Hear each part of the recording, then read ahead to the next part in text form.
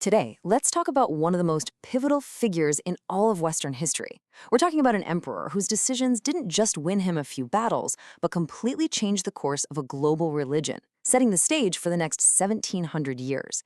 This is the story of Constantine.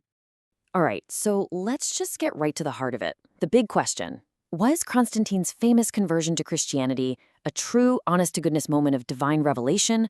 Or was it the calculated move of a political genius who saw a rising new faith and figured out how to use its energy for his own ambition? That's what we're going to try to figure out. Listen to this. These are Constantine's own words.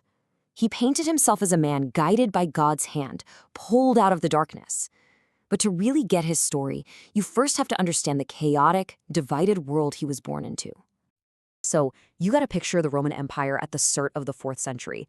It was not the unified powerhouse you might be thinking out. It was a mess, a fractured, violent world, and if you were a Christian, it was a really dangerous time, a time of intense hostility and persecution.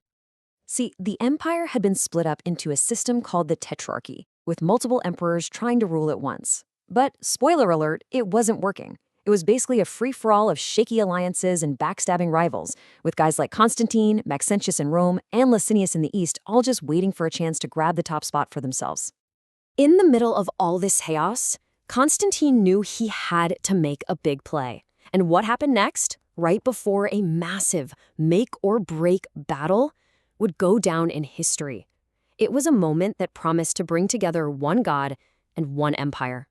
So, the story goes, as he's getting ready to march on Italy to take on Maxentius, Constantine claims he saw a vision in the sky, a cross of light with the words, "In this sign, conquer." So what does he do? He orders his soldiers to paint the Chi-Rho, a symbol for Christ, on their shields. Now you have to understand, this was a wild move, mixing Roman military power with the symbol of a faith that was, up to that point, being persecuted. And it worked. His victory was absolute. But that was just step one. Constantine was a brilliant and patient strategist. First, he locks down the West. Then, he teams up with Licinius to knock out another rival. But he knew the empire wasn't big enough for the two of them.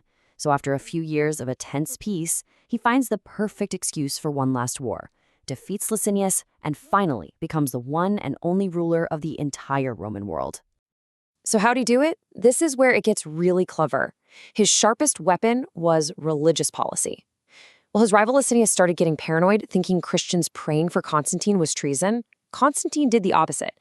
He presented himself as their great champion, their defender. He turned faith into a political banner, which gave him the perfect reason to go to war, and won him tons of support in the East, which was exactly where he needed it. So now he's the undisputed master of the empire. What's next? Well, he starts a project that is just breathtakingly ambitious. He's not just going to rule from the old Rome. No, he's going to build a new one, a capital city designed for his new Christian empire. His choice of the old city of Byzantium was nothing short of genius. Strategically, it was perfect.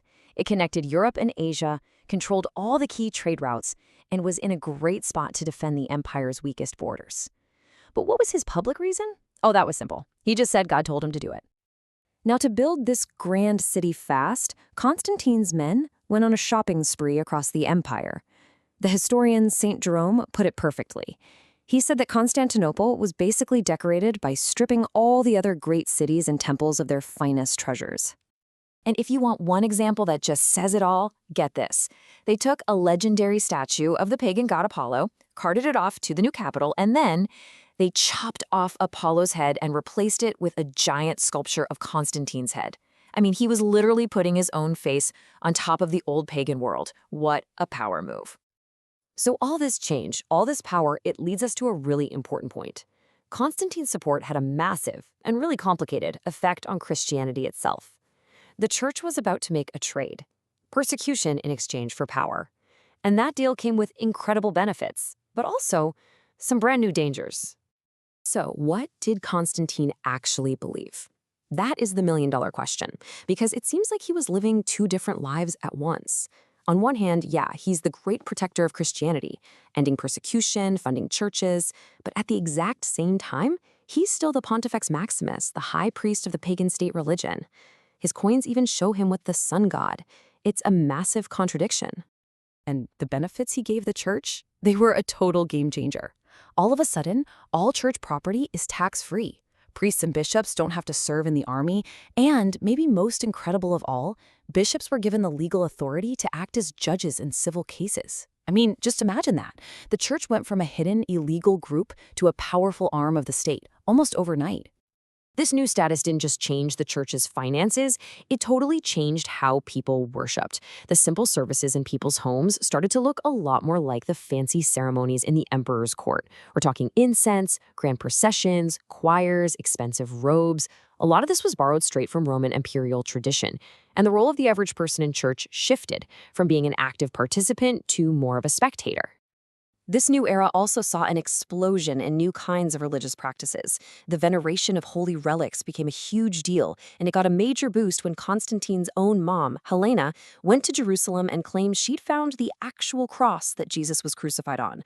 Suddenly, physical objects were seen as having incredible, miraculous power. So, what's the final verdict? What's the real legacy of this emperor? Well, his reign kicks off what historians call the Constantinian era, a whole new chapter for both the Christian church and for Western civilization itself. And you have to appreciate just how fast this all happened. I mean, look at this. In 313, Constantine makes Christianity legal, but that's just the start. Less than 100 years later, in 392, the Emperor Theodosius makes Christianity the only legal religion, and he outlaws all pagan worship. It was a complete 180. And this is why this all matters so much. This Constantinian era is used to describe that huge stretch of history. We're talking like 1,600 years where church and state were completely tangled up with each other. This mix of religious authority and political power, for good and for bad, pretty much defined Western civilization. And the problems and questions it created, we're still dealing with them today. And in the end, you're left with this just perfect irony that says everything about his complicated life. To this very day, the Eastern Orthodox Church considers him Saint Constantine. And yet, right after he died, the Roman Senate, just following their old traditions, officially declared him a pagan god. So which was he, a saint or a god? The answer is yes. There's no doubt about it, Constantine's actions saved the church from persecution and launched it onto the world stage. You have to call that a victory. But it makes you wonder, in gaining the whole world, was something lost? Was this embrace of imperial power a total blessing, or did it create a whole new, maybe more complicated kind of challenge for faith that was born on the margins, in opposition to worldly power? It's something to think about.